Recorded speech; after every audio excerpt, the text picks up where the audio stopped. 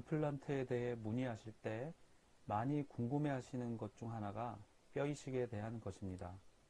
주변에 뼈이식을 하면서 임플란트를 하신 분들에게 임플란트 체험담을 들었을 때 어떤 분은 간단하게 고생도 안 하고 적은 비용으로 시술을 받으셨다고 하고, 또 다른 어떤 분에게 설명을 들으시면 그분은 많은 비용을 내고 많이 기다리며 어렵게 고생하고 임플란트를 했다고 하시는데, 도대체 왜 이렇게 다를까 하고 많이 궁금해 하셨을 것입니다. 오늘은 임플란트 뼈이식에 대해 차근차근 설명드리겠습니다. 임플란트의 출발은 브레네막이라는 스웨덴의 정형외과 의사가 우연히 타이타늄이라는 금속이 뼈와 단단히 유착되는 걸 발견하는 것으로 시작되었습니다. 타이타늄을 뼈에 이식을 하면 씹는 힘을 줄 수 있을 정도로 결합이 단단해져서 치과 보철에 이용하게 되었습니다. 임플란트의 성공에는 뼈가 가장 중요한 요소임을 알 수 있습니다. 그래서 성공적인 임플란트를 위해서는 몇 가지 중요한 원칙이 있습니다. 첫 번째, 모든 임플란트의 면은 뼈에 둘러싸여 있어야 한다. 두 번째, 임플란트는 긴 것, 그리고 두꺼운 것을 이식할수록 성공률이 올라간다.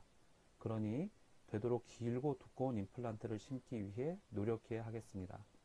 세 번째, 자신의 뼈가 모자라면 뼈이식으로 임플란트의 모든 면을 보강해 주어야 합니다. 그리고 네 번째, 자신의 뼈가 가장 좋은 뼈이식 재료입니다. 하지만 만일 그 양이 모자르다면 다른 재료를 사용해 뼈이식을 합니다. 요약하면 성공적인 임플란트를 위해서는 어느 정도 이상의 두께와 길이의 임플란트를 이식해 주어야 하는데, 뼈가 부족하면 뼈이식을 해서라도 임플란트의 모든 면을 덮어주어야 임플란트의 유착이 잘 일어나서 씹는 힘을 줄 수 있다는 것입니다. 그럼 길고 굵은 임플란트를 심기 위해 시도하는 임플란트의 뼈이식에는 어떤 종류가 있는지 알아보겠습니다. 여러분이 치과에서 들으시는 대부분의 뼈이식이라고 얘기하는 경우는 이런 경우입니다.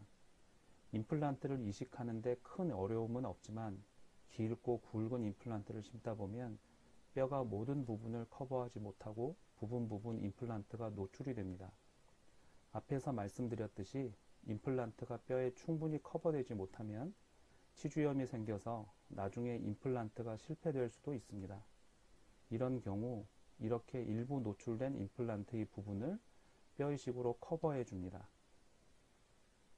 그림에서 잠시 설명을 드리겠습니다. 그림과 같이 임플란트를 심었는데 임플란트의 부분이 그림과 같이 뼈에 둘러싸이지 못하고 노출이 되어 있습니다. 이런 경우 뼈이식제를 사용해서 노출된 부분을 그림과 같이 이렇게 덮어서 모든 임플란트의 부분을 뼈로 커버해 줍니다. 옆에서 본 모습입니다. 자, 지금부터 설명드릴 뼈이식은 앞에 뼈이식과는 조금 다른 복잡 뼈이식이라고 이름을 붙여보았습니다. 뼈가 많이 녹아내려 임플란트의 성공을 장담할 수 없는 경우도 있습니다. 뼈가 좁아졌다든지 뼈의 높이가 낮아지면 성공을 보장할 만큼 충분한 넓이와 길이의 임플란트를 이식할 수 없습니다. 이런 경우는 복잡한 뼈이식을 시도하게 됩니다. 크게 몇 가지로 나눠볼 수 있는데,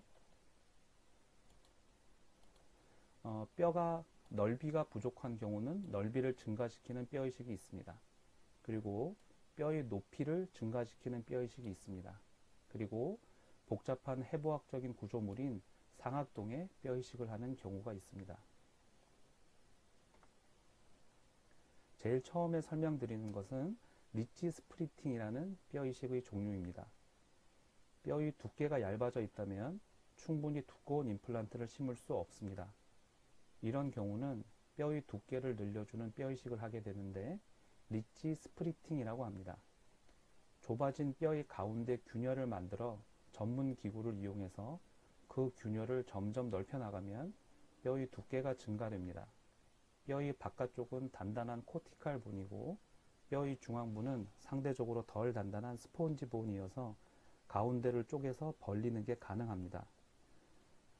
그리고 뼈가 충분히 넓어지면 원하는 두꺼운 임플란트를 이식하고 남는 공간을 뼈 이식제로 채우게 됩니다. 그림으로 잠시 설명을 드리겠습니다. 그림과 같은 경우 뼈의 폭이 좁아져 있는 경우입니다. 역시 똑같은 그림인데 살을 제거해 보면 이렇게 뼈가 임플란트를 심기에는 충분히 두께가 충분하지 않습니다. 이런 경우에 잇몸을 열어서 뼈를 노출시킨 다음 뼈의 가운데에 균열을 만들어서 이 균열을 특수한 기구를 이용해서 틈을 벌리게 됩니다. 틈을 벌리고 있는 그림이고요. 이렇게 균열을 만들어서 저 균열을 이용해서 뼈의 넓이를 증가시키게 됩니다. 그림과 같이 이렇게 뼈의 두께가 임플란트를 심기에 충분히 벌어지게 되면 임플란트를 심게 됩니다. 그리고 임플란트를 심고 남은 이런 공간들은 역시 뼈 이식제를 이용해서 채워주게 됩니다. 완성된 그림입니다. 다음으로는 뼈의 높이를 증가시키는 뼈 이식입니다. 뼈의 높이가 낮아져 있다면 충분한 길이의 임플란트를 심을 수 없습니다. 이런 경우는 뼈의 높이를 증가시키는 뼈 이식을 하게 되는데 버티칼 리지 어그멘테이션이라고 합니다. 뼈의 높이를 증가시키는 뼈 이식으로 최고 난이도의 뼈 이식입니다. 기존의 뼈 위에 뼈 이식제를 쌓아 올려야 하는데 뼈 이식제는 가로 모양이어서 그냥 쌓아 올리면 허물어져 내리게 됩니다. 그래서 이식하는 뼈를 유지시킬 수 있게 텐트 역할을 하는 막을 먼저 고정시킵니다. 오랜 시간 막이 뼈 이식 재료를 유지해야 하므로 단단한 막을 사용하고 부가적으로 나사로 단단히 고정시킵니다. 만들어진 공간에 뼈를 쌓아 올리는 그런 과정을 거치게 됩니다. 역시 그림으로 보여드리겠습니다. 그림과 같이 정상적인 뼈의 높이보다 뼈의 높이가 이렇게 녹아서 낮아져 있을 때 하는 뼈 이식입니다. 잇몸을 열어보면 뼈도 역시 높이가 많이 낮아져 있습니다.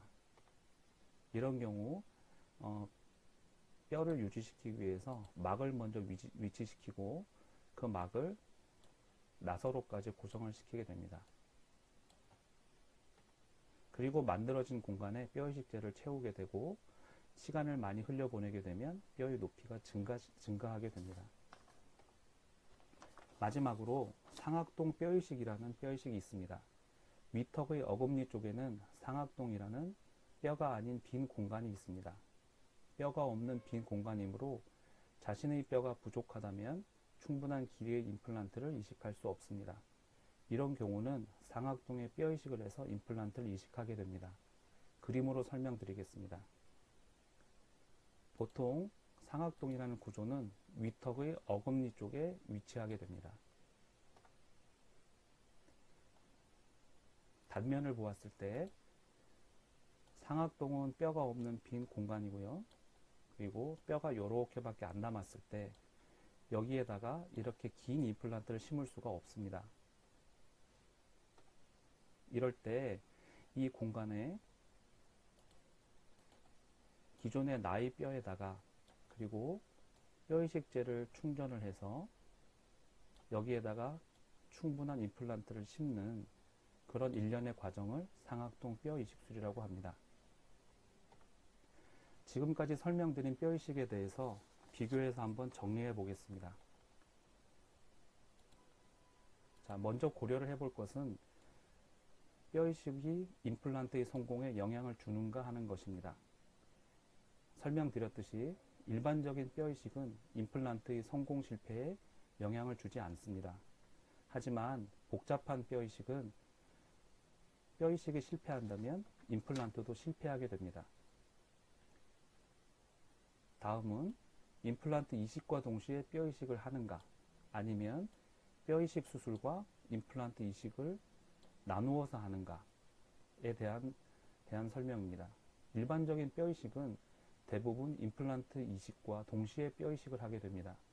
하지만 복잡 뼈 이식은 남아있는 뼈의 양에 따라 결정됩니다.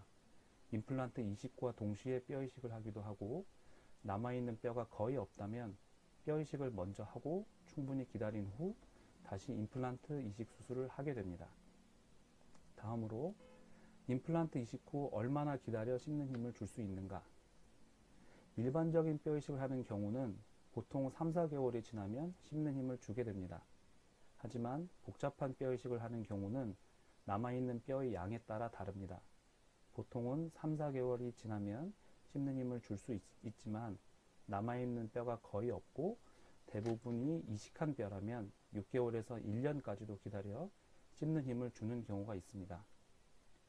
수술의 난이도는 어떨까요? 일반적인 뼈 이식은 임플란트 수술과 비슷한 난이도입니다. 하지만 복잡 뼈 이식은 수술을 하나 더 하는 정도의 난이도입니다. 그렇다면 수술의 불편함은 어떨까요? 일반적인 뼈 이식은 단순한 발치 정도의 불편함을 겪게 됩니다. 하지만 복잡한 뼈 이식은 더 많이 붓고 더 많이 불편하다고 생각하셔야 합니다. 오늘은 뼈 이식에 대해 설명드렸습니다. 그리고 일반적인 뼈 이식과 임플란트의 성공 여부를 가르는 복잡한 뼈 이식에 대해 나누어 설명드렸습니다. 임플란트와 임플란트 뼈 이식에 대해 설명을 들으실 때 많은 도움이 되셨으면 합니다. 감사합니다.